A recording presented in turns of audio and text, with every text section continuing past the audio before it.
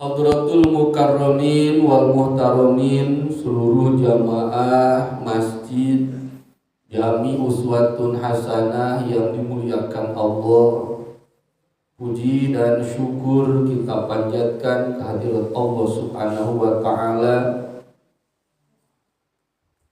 Salawat dan salam senantiasa dilimpahkan kepada junjungan kita baginda Nabi Muhammad Sallallahu alaihi wasallam, kepada keluarganya, sahabatnya, dan seluruh pengikutnya hingga hari kiamat.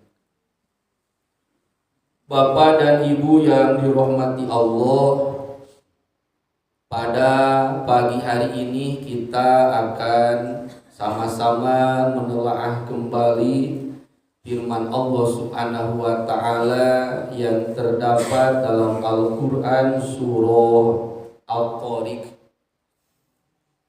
di mana pada pertemuan sebelumnya sama-sama telah kita bacakan telaah tafsir surah Al-Tariq dari mulai ayat 1 sampai ayat yang ke-9. Mengawali kajian tafsir kita pada pagi hari ini diawali dari ayat 9 sampai insya Allah tamat ayat yang ke-17. A'udzu billahi samiil alim minasyaitonir rajim. Bismillahirrahmanirrahim. Yauma tublas sarair. Pada hari ditampakkan segala rahasia.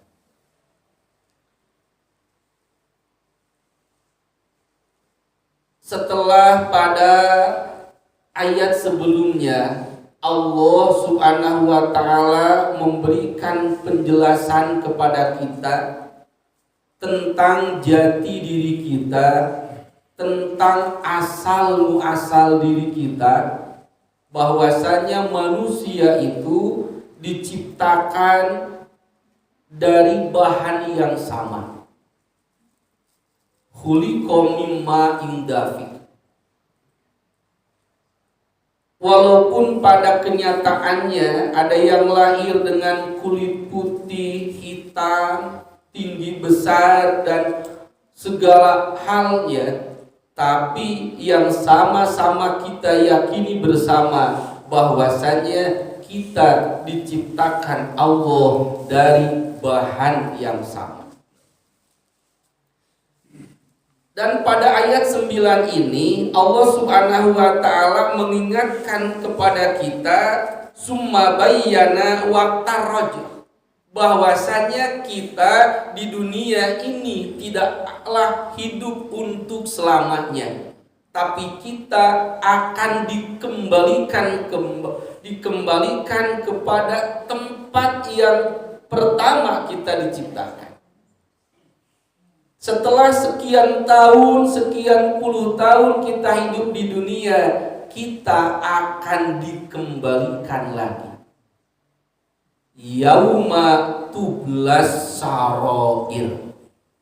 Allah ingatkan kepada kita bahwasanya ketika Allah Subhanahu wa Ta'ala mengembalikan manusia ke hadapan Allah, maka tubla as-sarair, akan nampak segala sesuatu, rahasia-rahasia yang ketika di dunia ini tidak ada orang lain yang tahu, bahkan istri kita pun tidak tahu, bahkan suami kita pun tidak tahu, keluarga kita pun tidak tahu. Pada waktunya tublas sarair, rahasia-rahasia itu akan nampak jelas di hadapan Allah Subhanahu wa taala.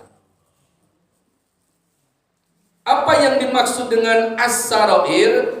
As-sarair ini adalah ma usirra fil qulub minal aqaidi wan niyati wa ghairiha wa ma ukhfiya minal a'mali wa yamizu baina ma toba min'a wa ma khabutha. Yang dimaksud dengan as-sarair adalah ma usirra fil qulub, sesuatu yang dirahasiakan dalam hati kita, minal aqaidi wan niyat, tentang akidah dan juga tentang niat. Karena urusan akidah itu urusan hati, urusan niat itu urusan hati. Tidak ada yang tahu tujuan kita masuk ke masjid ini. Tidak ada yang tahu maksud kita bersedekah. Tidak ada yang tahu maksud dan tujuan kita melakukan hal tersebut. Tapi harus diyakini bersama akidah-akidah, keyakinan-keyakinan kita yang ketika di dunia ini kita sembunyikan. Niat-niat kita ketika melaksanakan sesuatu yang di dunia ini kita sembunyikan, nanti ketika kita bertemu dengan Allah pada hari kiamat, yauma tubla, tubla itu artinya akan nampak jelas. Oleh karena itu, tentunya agar rahasia ini nanti tidak menjadikan bumerang untuk kita, tentunya selalu dalam hati kita menanamkan akidah yang benar, akidah ahli sunnah wal jamaah. Ketika kita melaksanakan sesuatu, seyogyanya selalu dengan niat-niat yang baik. Jamaatul kiram yang dirahmati Allah, karena urusan kehidupan di dunia, walaupun mungkin kita bertetangga, walaupun mungkin kita sering berjumpa antara satu dan yang lainnya, tapi urusan hati tidak tahu.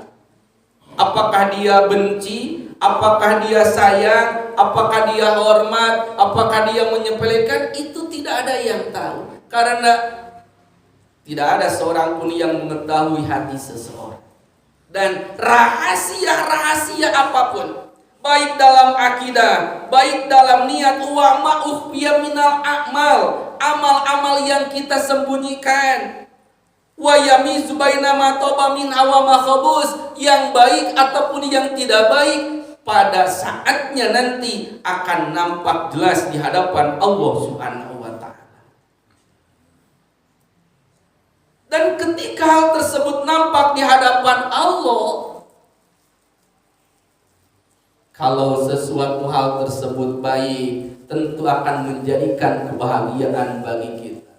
Kalaulah tidak baik, maka yang malu, yang melihat keburukan kita bukan hanya keluarga kita, bukan hanya sahabat kita, bukan hanya tetangga kita, tapi seluruh manusia yang ada di dunia akan mengetahui keburukan kita.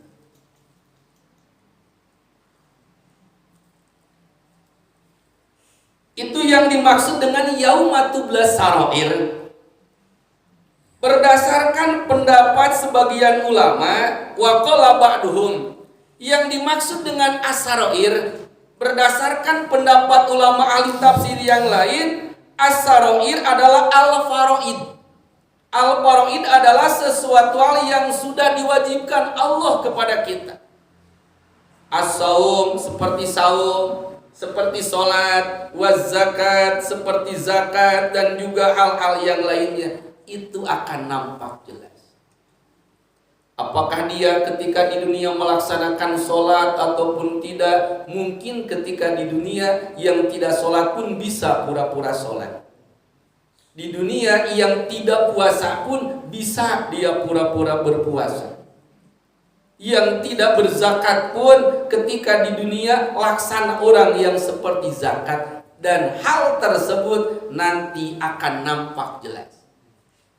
Bagaimana hal tersebut bisa nampak dan jelas? Disampaikan oleh Ibnu Umar, waqala Ibnu Umar radhiyallahu anhu, yubdillahu ta'ala yaumal qiyamati kulla sirin. Bahwasanya nanti di hari kiamat Allah akan menampakkan setiap rahasia. Bagaimana rahasia tersebut kelihatan? Fayakunu zainan fil wujuh wa syai'an fi wujuh. Itu akan nampak pada muka kita. Man adal amanati kana wajhu musyrifan. Barang siapa ketika di dunianya dia melaksanakan amanah, diperintahkan sholat dia sholat, diperintahkan puasa dia puasa, diwajibkan ibadah haji dia melaksanakan ibadah haji ketika sudah mampu, maka akan nampak dalam wajahnya bercahaya. Wa man doya'aha, orang yang menyia-nyiakan amanah, tidak melaksanakan perintah Allah, sering berbuat dosa dan maksiat, kana wajhu aswadda musliman, maka wajahnya akan nampak gelap. Jamaatul kiram yang dirahmati Allah.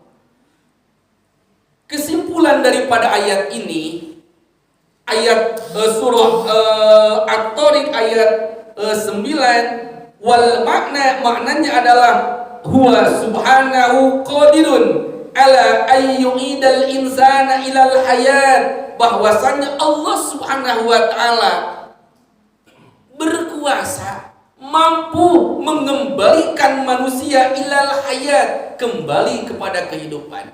Setelah kita di dunia hidup lalu meninggal, wafat, Allah berkuasa menghidupkan kembali manusia. Alladzi tankashifu bihi sarair, dengan segala rahasia yang ada di dunia. Wa tanfatihu dhamair, semuanya yang ada dalam hati, yang nampak, yang tidak nampak, yang dirahasiakan ataupun tidak dirahasiakan, semua akan nampak di hadapan Allah Subhanahu wa ta'ala. Wala yakunu jadalun wala hujajun. Saat itu manusia tidaklah bisa berhujah, tidaklah bisa beralasan. Kalau di dunia lidah ini karena tak bertulang dengan 1000 alasan, bisa saja dia berbuat tidak baik, bisa seperti orang baik. Di dunia ini walaupun dia sering berbuat dosa, wajahnya masihlah tampak cakap, tampak cantik. Tapi di akhirat tidaklah seperti itu. Wala jadalun wala hujajun, tidak ada alasan, tidak bisa berbuat hujah. Wala yabqa lizawil a'mal, tidak ada yang untuk orang-orang yang berbuat amal illan tidorul jaza, kecuali semuanya menunggu balasan Allah Subhanahu wa ta'ala. Fa imma ululun pinnaim, apakah dia akan mendapatkan kenikmatan, wa imma musirin ila azabin alimin, atau dia akan langgeng dalam siksaan Allah Subhanahu wa ta'ala. Ini berlaku untuk kita, bukan untuk orang lain. Ini akan kita rasakan oleh setiap manusia. Mudah-mudahan ini hikmahnya mengingatkan kita, membawa mau'izah untuk kita agar senantiasa kita berbuat amal soleh. Fama lahu min quwwati wala nasir. Dalam ayat 10 Allah menjelaskan, maka manusia tidak lagi mempunyai sesuatu kekuatan dan tidak pula ada penolong. Kalau di dunia saat ini masih ada saudara kita yang membantu, seorang istri masih bisa dibantu oleh suaminya, pun sebaliknya. Seorang suami ketika ada kesalahan bisa ditutupi oleh istrinya. Kekurangan pada keluarga kita masih bisa ditutupi. Tapi harus sama-sama kita yakini, fama lahu min quwwati wala nasir. Nanti pada hari itu tidaklah ada kekuatan dari diri kita, tidak ada penolong seorang pun. Kalau ternyata ketentuan Allah kita termasuk orang yang celaka, maka tidak ada yang menolong kita. Kalaulah ternyata atas ketentuan Allah Subhanahu wa taala kita ditakdirkan masuk ke dalam jahanam, tidak ada seorang pun yang akan menolong kita. Karena saat itu seorang istri tidak akan memikirkan suaminya. Seorang suami tidak pula memikirkan istrinya. Mereka ingat tentang pribadinya masing-masing. Hal ini disampaikan dalam sebuah hadis, bahwasanya manusia ketika dibangkitkan Allah di alam mahsyar, mereka itu telanjang. Mereka itu tak beralaskan kaki. Sehingga Siti Aisyah radhiyallahu anha bertanya kepada Rasulullah, ya Rasul, kalaulah saat tersebut seperti itu, mungkin kita bisa melihat aib orang lain, bisa kita melihat tubuh orang lain. Maka disampaikan baginda Rasul, saat itu walaupun kita dalam keadaan telanjang, walaupun kita tak beralas kaki, tidak ada perasaan, tidak ada satu lirikan pun untuk melihat orang lain, karena semua sibuk mempertanggungjawabkan amalnya masing-masing. Makanya dijelaskan, fama lahu min quwwati wala nasir. Orang yang mungkin di dunia ini adalah sahabat kita, penolong kita, saat itu kalaulah tidak bersahabat dalam kebaikan, tidak akan ada penolong. Fama lahu min quwwati wala nasir.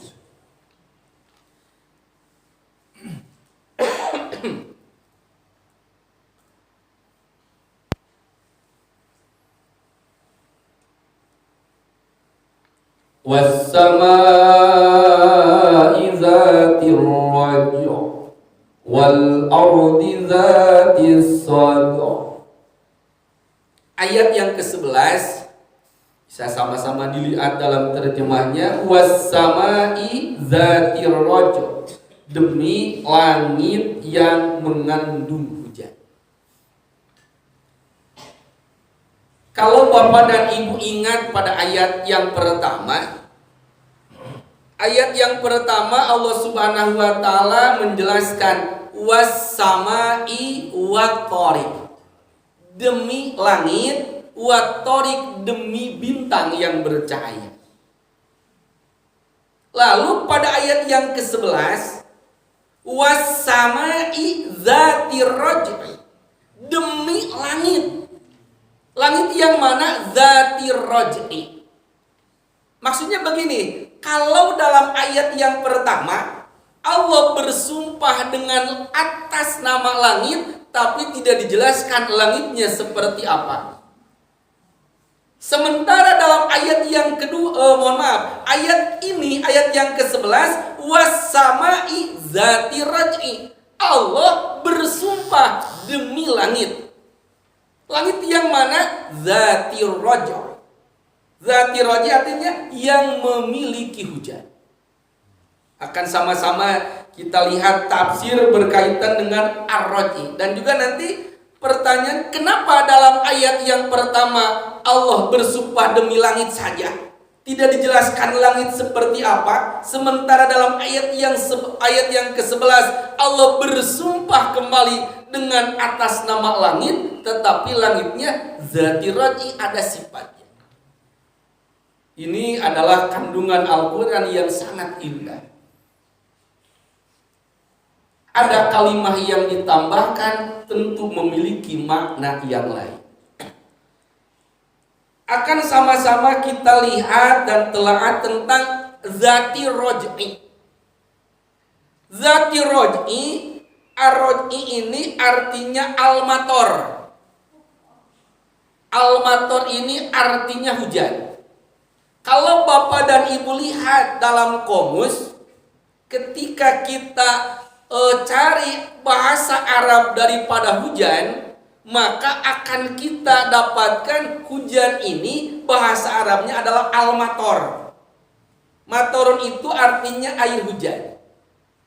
Tetapi dalam ayat ini Allah menggambarkan air hujan tidak menggunakan al-mator.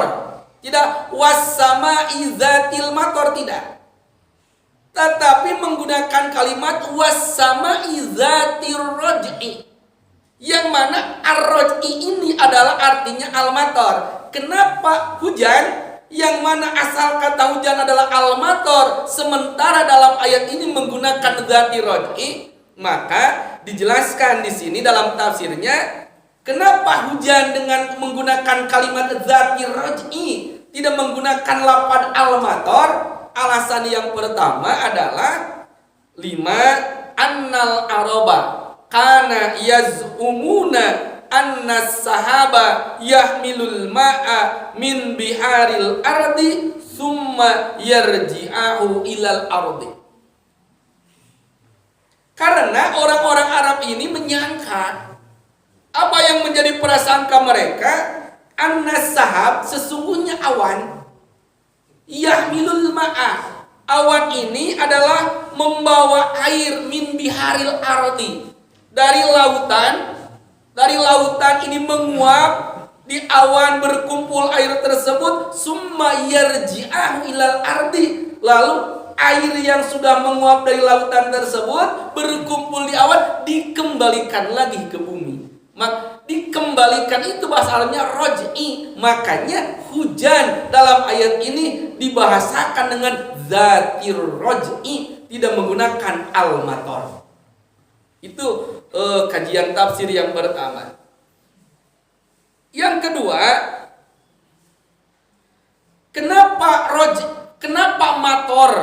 Kenapa hujan ini Allah bahasakan? Allah dengan menggunakan kalimat roj'i, tidak menggunakan kalimat mator, liraddil hawa'i matanaluhu minal ma. Liraddil hawa'i, karena berulang bolak-baliknya hawa ini udara. Matanaluhu minal ma'i, yang berawal daripada air.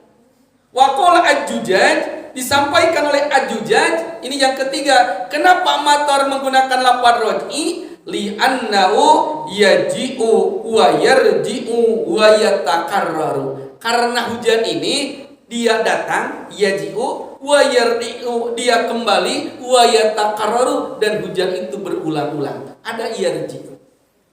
Karena tidak selamanya tiap hari kita hujan. Ada kemarau, ada hujan, kadang tidak.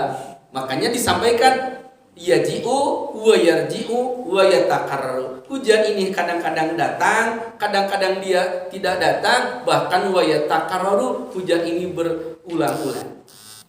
Wa fi Kashfil Asrar, dalam kitab Kashfil Asrar dijelaskan li annahu yarji'u kulla amin wa yatakarraru, karena hujan ini kembali setiap tahun dan berulang-ulang. Lalu dalam tafsir yang lain, yang dimaksud dengan was-sama'i zati raj'i, yang dimaksud dengan zati raj'i di sini tafsirnya bukan hujan, tapi asyams wal qamar wan nujum. Yang dimaksud dengan zati raj'i adalah asyamsu matahari, wal qamaru bulan, wan nujum dan juga bintang. Artinya Allah bersumpah demi langit, yang dimana di langit tersebut ada matahari, ada bulan, ada bintang, yang mana yarji'na pisama, bulan ini, bintang ini, matahari ini, dia datang, dia pulang, dia datang lagi. Kalau malam adanya bulan, pagi tiba adanya matahari, ketika malam mataharinya tidak ada bulan lagi, ada bintang. Makanya yang dimaksud dengan ar-raj'i oleh ulama ini adalah asyamsu wal qamar wan nujum. Lalu pendapat yang lain disampaikan oleh Imam Al-Jarjani fi kitab Ijazil Quran. Dalam kitab tafsir Ijazil Quran, yang dimaksud dengan zatir raj'i adalah zatil malaikah, yaitu malaikat. Berarti kalau diartikan was-sama'i, demi langit, zatir raj'i, yang di dalamnya ada para malaikat. Kenapa para malaikat menggunakan lafaz zatir raj'i? Raj'i artinya kembali, karena malaikat ini liruju'ihim ilayya bi a'malil ibad. Malaikat ini datang dan kembali untuk mencatat amal-amal kita. Seperti pertemuan sebelumnya saya jelaskan berkaitan dengan surah Ar-Ra'd ayat 11. Dan yang terakhir berkaitan dengan ar-raj'i ini, wa makna ar-raj'i, yang dimaksud dengan zatir raj'i adalah zatin naf'i, yang memiliki kemanfaatan. Jadi banyak penafsiran, walaupun kalau Bapak dan Ibu sama-sama baca dalam terjemahnya dalam Al-Quran ataupun saya dari handphone, terjemahnya was-sama'i zatir raj'i, demi langit yang mengandung hujan. Itu kenapa hujan menggunakan lafaz zatir raj'i? Zatir raj'i artinya kembali, tidak menggunakan lafaz aslinya yaitu al-matar, karena alasan tersebut. Wal ardi zati sodok, ayat yang ke-12, Allah bersumpah wal ardi, dan demi bumi, zati sod'i, yang mempunyai tumbuh-tumbuhan. Setelah Allah bersumpah dengan langit, Allah bersumpah dengan bumi. Bumi yang mana? Zati sod'i, yang di dalamnya terdapat zuhurin nabat, terdapat tumbuh-tumbuhan.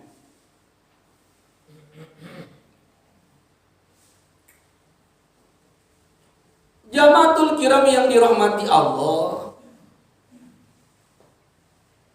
seperti tadi dijelaskan, kenapa dalam ayat yang pertama Allah bersumpah hanya dengan mengucapkan langit saja, tidak ada kaid yang lain. Sementara dalam ayat 11 dan juga ayat 12 Allah bersumpah dengan langit, yang mana di dalamnya ada hujan, yang mana di dalamnya ada malaikat. Di sini dijelaskan wal hasilu, kesimpulannya annallaha subhanahu aqsama awwalan bis samai mujarradan. Sesungguhnya Allah bersumpah pertama kali dalam ayat yang pertama, bersumpah dengan langit mujarradatan anitausin, dikosongkan, tidak ada sifat daripada langit tersebut.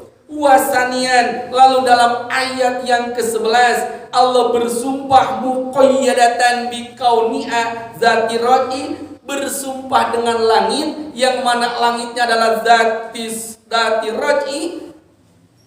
Imaun, ini adalah isyarat, innal minnata alaihim bikasratil manafi'i wa dilalatun alal ilmil tam wal qudratul kamilatu bi'a. Bahwasanya Allah memberikan isyarat kepada kita. Apa yang Allah isyaratkan? Bahwasanya langit bumi itu mendatangkan kemanfaatan yang banyak untuk kehidupan manusia.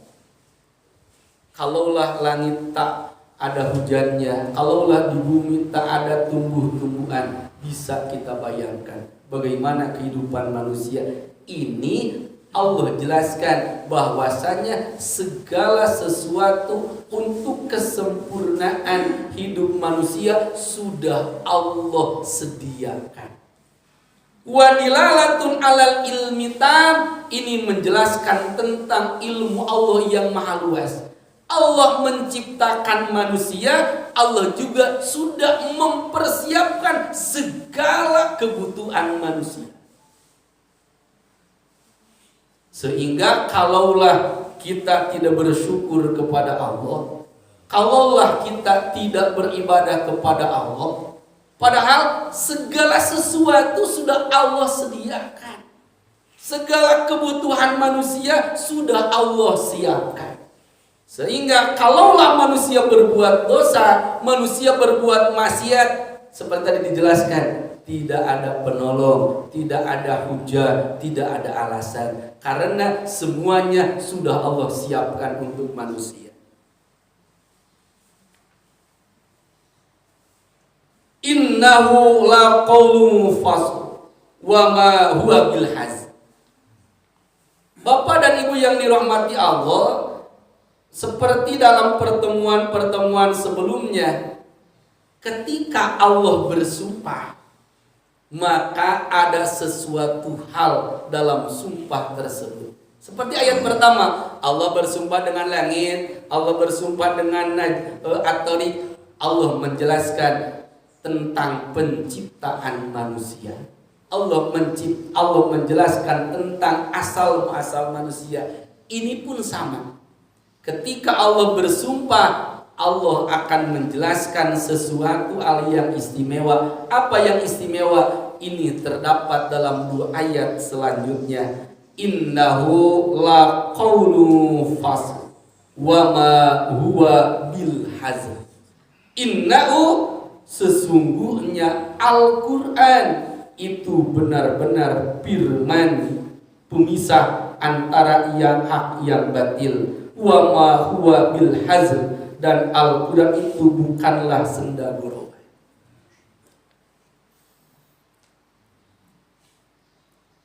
Allah mengingatkan kita tentang keistimewaan Al-Quran. Al-Quran itu adalah afdolul qurbat. Al-Quran itu, kalau Bapak dan Ibu bertanya apa yang dimaksud dengan Al-Quran, secara definisi pengertian Al-Quran itu adalah al-lafdul munazzal, lapan-lapan ucapan yang diturunkan kepada Nabi Muhammad SAW, al-mu'jiju bisuratin minhu, yang akan melemahkan kepada musuh-musuh Allah walaupun hanya dengan surat yang pendek, al-muta'abbadu bitilawati, yang menjadikan ibadah dengan membacanya. Itu adalah definisi Al-Quran. Dalam hadis Rasul dijelaskan, ya Aba Dzarin, wahai Abi Dzar, la anta dua patata'allama ayatan min kitabillahi khairun laka min antusolliya mi'ata rak'atin. Ya Aba Dzarin, wahai Abi Dzar, disampaikan bagi Rasul, oleh Rasul kepada sahabat Abi Dzar, la anta dua, ketika engkau berangkat untuk apa? Patata alam ayatan, lalu engkau belajar satu ayat min kitabillahi, dari kitab Allah, khairun laka, itu lebih baik bagimu, min antusolliya mi'ata rak'atin, lebih baik bagimu daripada engkau sholat 100 rakaat.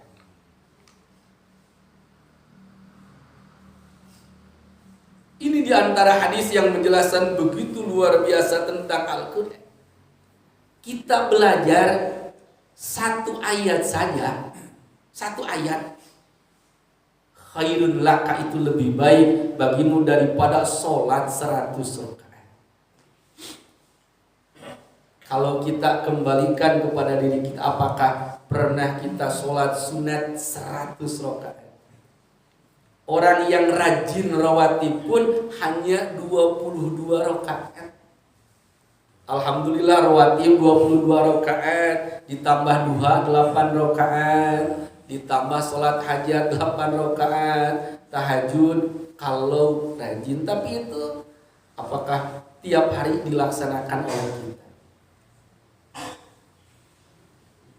Khairukum man ta'allamal Qur'ana wa 'allamah. Sebaik-baik daripada kalian adalah man ta'allamal Qur'ana, orang yang belajar Al-Qur'an wa 'allamah, dan juga mengamalkan Al-Qur'an tersebut. Man syaghalahul Qur'an an dzikri wa mas'alati. Siapa saja yang dia disibukkan dengan membaca Al-Qur'an, karena dia rajin baca Al-Qur'an, dia sibuk membaca Al-Quran sehingga dia meninggalkan zikir kepada Allah. Bahkan dia tidak sempat meminta kepada Allah, hanya membaca Al-Quran dan membaca Al-Quran. Man syaghalahul Quran an zikri wa mas'alati a'taituhu afdhala ma utiya sa'id. Maka yang disampaikan saya akan memberikan kepada orang tersebut yang lebih utama yang telah diberikan kepada orang-orang yang meminta. Orang yang ingin kaya, Allah berikan kekayaan. Orang yang ingin jabatan, Allah berikan jabatan. Allah ingin memberikan kesuksesan, dia meminta kesuksesan diberikan. Untuk orang yang membaca Al-Quran, Allah berikan melebihi orang yang meminta. Dia tidak minta kesuksesan, kesuksesan sudah diberikan oleh Allah. Dia tidak meminta harta yang banyak, hartanya diberikan oleh Allah. Itu hadis Rasul yang harus sama-sama kita yakini kebenarannya. Nah, yang dijelaskan dalam ayat ini, innahu la qaulun fasl. Al-Quran ini adalah firman Allah faslun, yang merupakan pemisah mana yang benar dan yang tidak benar. Dua ayat ini adalah jawaban Allah kepada orang-orang musyrik Mekah. Yang mana orang-orang musyrik Mekah ini dia menghinakan Al-Quran, bahkan menghina Nabi seorang kadzab, pembohong besar, menghina Nabi dengan sebutan sahir, seorang ahli sihir. Allah jelaskan, innahu la qaulun fasl wa ma huwa bil hazm. Al-Quran ini bukanlah senda gurau. Al-Quran ini adalah firman Allah subhanahu wa ta'ala. Wa fadlu kalamillah ala sa'idil kalam kafadillah ala sa'idil. Keutamaan firman Allah dibandingkan dengan kalimat-kalimat yang lain, dibandingkan dengan ucapan-ucapan yang lain, itu laksana keutamaan Allah terhadap makhluk-makhluknya. Dalam tafsir di sini dijelaskan dalam tafsir Rawh wa Rayhan, laisa fi syai'in minal Qur'ani syaibatu hazlin. Tidak ada sedikit pun dalam Al-Quran yang merupakan candaan, yang merupakan senda gurau. Wa fi hadiyatil mahdiyin, dalam kitab Hadiyatul Mahdiyin, iza ankara rajulun ayatan minal Qur'ani aw sakhara biha aw mazaha biha aw ista'ana biha faqad kafara. Barang siapa idza ankara rajulun, ketika ada orang ingkar satu ayat saja dalam Al-Quran. Oh, ini bukan Al-Quran, ini tidak percaya tentang ayat ini. Aw sakhara, atau dia menghinakan Al-Quran.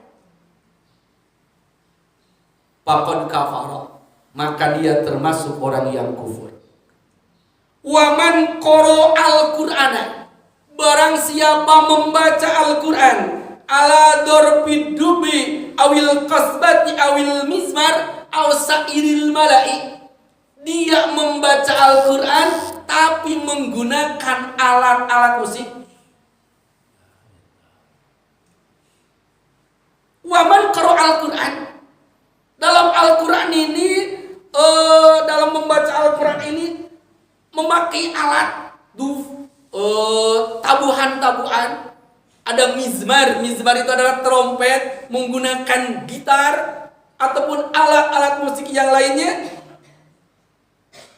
Wa man qara al-Qur'an ala darbid dubi awil qasbat awil mizmar aw sadil malai faqad kafara, maka dia termasuk orang yang kufur. Ini harus sama-sama kita jaga tentang Al-Quran ini, karena Al-Quran ini bacaannya tidak sembarangan. Al-Quran ini kita kenal dengan istilah qiraatus sab'ah. Qiraatus sab'ah ada 7 ulama yang mengajarkan tentang Al-Quran. Dari 7 ulama ini memiliki murid 2. Artinya ada 14 cara pembacaan Al-Quran. Ada lagunya yang khusus. Tidak boleh membaca Al-Quran dengan lagu selain lagu yang sudah jelas dalam kaidahnya. Kalau dia main-main, dia lagi main gitar, dibacakan Al-Quran, faqad kafara, maka dia termasuk orang yang kafir. Kenapa? Li annahu istahza'a bihi wa ahanahu, karena dia telah menghinakan Al-Quran. Diriwayatkan oleh Imam At-Tirmidzi, akhrajahu Tirmidzi wa Darimi an Ali karamallahu wajhah, disampaikan oleh Sayyidina Ali karamallahu wajhah, sami'tu Rasulullah, suatu ketika baginda Rasul menyampaikan. Apa yang disampaikan baginda Rasul? Inna satakunu fitnatan, bahwasanya kelak akan terdapat banyak fitnah di dunia ini. Pamal makhraju min hayya Rasulullah, ditanyakan oleh Sayyidina Ali, bagaimana jalan keluar dari fitnah-fitnah tersebut ya Rasul? Qala, baginda Rasul menjawab, kitabullahu bihi naba'un min qablikum wa khabarun min ba'dikum wa hukmun ma bainakum huwa al-faslu laisa bil haz min man taraka'u min jabarin qasamallah wa man ibtagol huda min ghairihi adallallah wa huwa hablul matin wa huwa dzikrul hakim wa huwa siratul mustaqim walladzi la tazigu bihi al ahwa wa la tashbau minhul ulama wa la taltabis bil alsun wa la yahluku ala kasrati radhi wa la tanqadi ajaib. Ketika fitnah tersebut nampak, maka disampaikan baginda Rasul, solusinya adalah kitabullah, kembali kepada Al-Quran.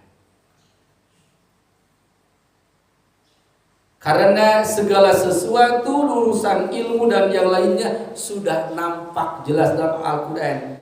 Fihi naba'un min qablikum, dalam Al-Quran itu ada berita-berita tentang umat-umat yang terdahulu. Bagaimana dia yang taat selalu diselamatkan oleh Allah. Mereka-mereka yang berbuat maksiat, yang melawan aturan Allah, membangkang terhadap aturan Allah, mereka akan dibinasakan. Wa khabarun min ba'dikum, ada berita-berita tentang kisah-kisah yang terdahulu. Wa hukmun ma bainakum, ada hukum, ada aturan yang akan menyelesaikan tentang urusan kalian. Huwa al-fasl, Al-Quran ini adalah pemisah, laisa bil haz, Al-Quran ini bukanlah senda gurau. Man tarakahu, barang siapa dia meninggalkan Al-Quran, dia lalai, dia tidak membaca Al-Quran, min jabbar, termasuk orang yang sombong, yang akan diputuskan rahmat oleh Allah Subhanahu wa ta'ala. Wa man ibtagol huda, orang yang menginginkan petunjuk dari selain Al-Quran, adallahullah, maka Allah berikan kesesatan. Dia ingin petunjuk hidup, tapi mencari petunjuk bukan daripada Al-Quran, yang dia dapatkan bukan petunjuk, justru adallahullah, Allah akan berikan kesesatan. Wa huwa hablullahil matin, Al-Quran itu adalah hablullah al-matin. Oleh karena itu, dengan tafsir surah At-Tariq ayat ini sama-sama kita menjadikan Al-Quran sebagai imam. Kalau sama-sama kita ingat firman Allah Subhanahu wa taala yang terdapat dalam surah Al-Hasyr, "Lau anzalna hadzal Qur'an ala jabalin la ra'aitahu khashi'an mutasaddian min khasyatillah." Lau anzalna hadzal Qur'an, seandainya Al-Quran ini diturunkan ala jabalin kepada gunung, la ra'aitahu khashi'an, maka engkau akan melihat gunung ini tertunduk khashi'an mutasaddian, sampai terpecah belah. Gunung yang begitu kokohnya, yang merupakan pancuh bumi ini, karena kalau tanpa gunung, ketika Allah turunkan gempa pasti hancur dunia ini. Gunung dengan segala kekuatannya, seandainya Al-Quran ini Allah turunkan kepada gunung, la ra'aitahu khashi'an mutasaddian, akan remuk, akan hancur gunung ini min khasyatillah, karena teramat takut kepada Allah Subhanahu wa taala. Wa tilkal amsalun nadribuha la'allahum yatafakkarun. Tapi ini akan menjadi hikmah, menjadi pelajaran untuk orang-orang yang berpikir. Bagaimana cara berpikir kita?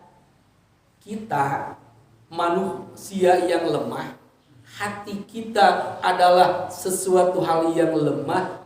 Tapi kenapa ketika kita membaca Al-Quran biasa-biasa saja, hari-hari, tidak ada takut dalam hati kita, tidak merasa takut kita terhadap Allah Subhanahu wa taala. Dan ini terjadi tentu karena banyak dosa yang kita kerjakan. Kalau dibandingkan kita dengan gunung, ya jauh berbeda. Gunung saja ketika diturunkan Al-Quran hancur, tetapi kenapa kita ketika mendengarkan Al-Quran biasa-biasa saja? Oleh karena itu, alhamdulillah, tasyakur bin nikmah, di masjid ini selalu kita mendapatkan kajian Al-Quran. Alhamdulillah Pak Ustadz, saya juga suka belajar mengikuti pelajaran Al-Quran di sini. Mudah-mudahan dengan terus kita belajar, terus kita berusaha memperbaiki bacaan Quran kita, bacaan tilawah kita, ini upaya kita, cara kita membuktikan bahwasannya kita orang-orang yang cinta Al-Quran. Iqra'ul Quran, bacalah Al-Quran, fa innahu syafi'an yaumal qiyamah li ashabi. Karena kelak Al-Quran itu yang akan menjadikan penolong bagi diri kita.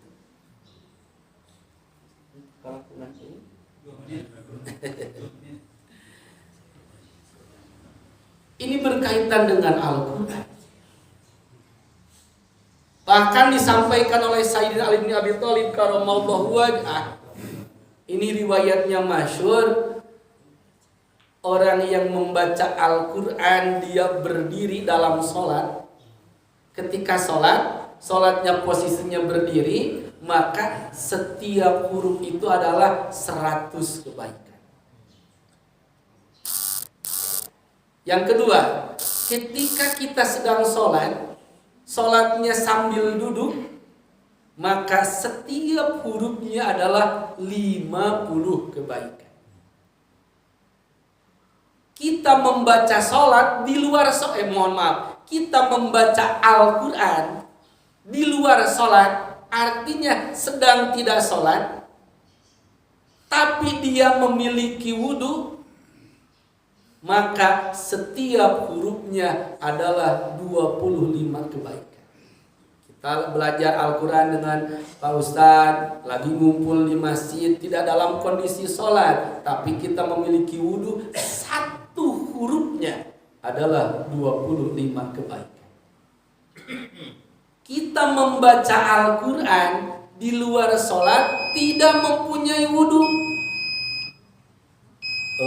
Di rumah kita baca ayat kursi padahal tidak memiliki wudhu, maka satu hurufnya adalah 10 kebaikan. Ini sesuai yang disampaikan baginda Rasul, bahwasanya setiap satu huruf itu adalah 10 kebaikan. Alif lam mim itu jangan dikatakan itu satu huruf. Alif lam mim itu adalah alif satu huruf, lam satu huruf, mim satu huruf. Ketika kita baca alif lam mim saja itu sudah 3 huruf, berarti 30 kebaikan.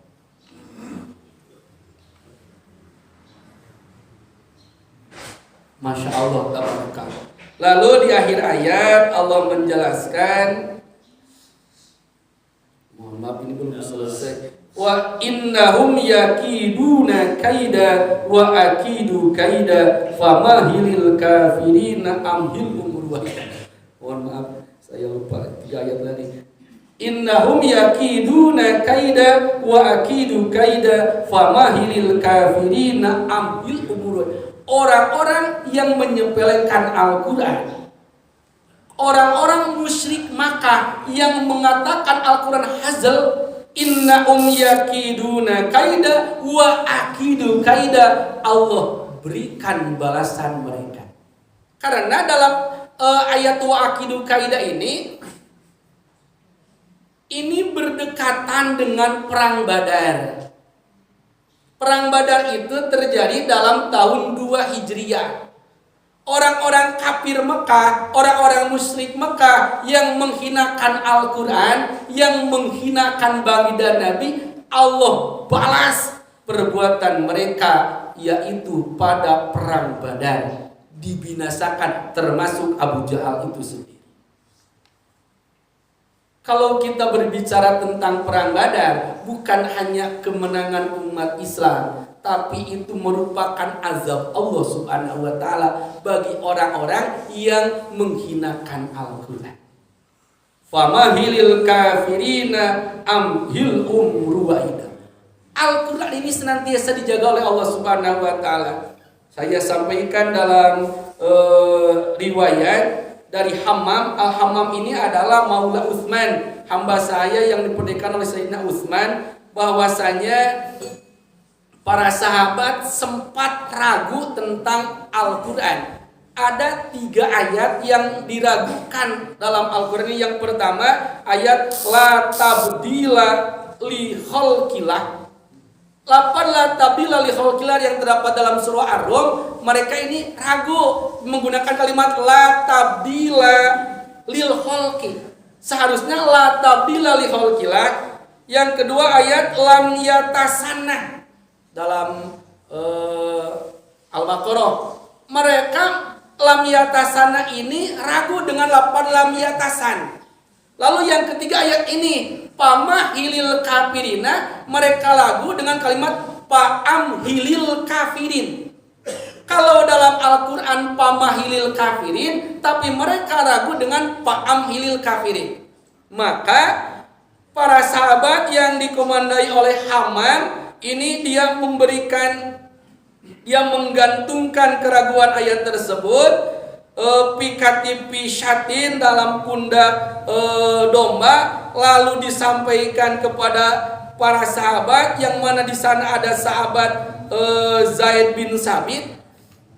Diberikan penjelasan bahwasanya bukan la tabdila lil khalqi, tapi la tabdila li khalqillah. Bukan lam yatasan, tapi lam yatasana. Bukan pa'amhilil kafirin, tapi pamahilil kafirin. Ini sebagai bukti bahwasanya tentang Al-Quran ini senantiasa selalu dalam penjagaan Allah. Kalau ada orang yang mencoba merubah Al-Quran, pasti akan diketahui inna nahnu nazzalna dzikra wa inna lahu lahafidz. Mungkin itu saja yang bisa disampaikan. Banyak kekurangan mohon dimaafkan. Mudah-mudahan ada kemanfaatan di akhir. Sama-sama kita berdoa kepada Allah Subhanahu wa taala. Mudah-mudahan kita beserta keluarga diberikan kesehatan oleh Allah Subhanahu wa taala, dipanjangkan usia kita, dimudahkan segala urusan kita, putra-putri kita. Mudah-mudahan Allah jadikan mereka hamba-hamba Allah yang soleh dan solehat. Yang sakit, tetangga kita, keluarga kita, mudah-mudahan Allah berikan kesehatan. Sahabat keluarga kita yang tahun ini mendapatkan panggilan Allah melaksanakan ibadah haji, yang sudah berangkat ataupun yang akan berangkat, mudah-mudahan Allah berikan kesehatan, Allah berikan keselamatan, Allah berikan kekuatan untuk melaksanakan ibadah haji yang sempurna. Dan juga Bapak dan Ibu yang tahun ini sudah berniat akan menyembelih hewan kurban, mudah-mudahan segala amal baik niatnya dan juga amalnya diterima oleh Allah Subhanahu wa taala. Ala hadhihi niyatil madhkurah al-Fatihah. A'udzubillahi minasyaitonir rajim. Bismillahirrahmanirrahim. Alhamdulillahirabbil alamin arrahmanir rahim maliki yaumiddin. Iyyaka na'budu wa iyyaka nasta'in ihdinas siratal mustaqim. Siratal ladzina an'amta 'alaihim ghairil maghdubi 'alaihim waladdallin. Assalamualaikum warahmatullahi wabarakatuh.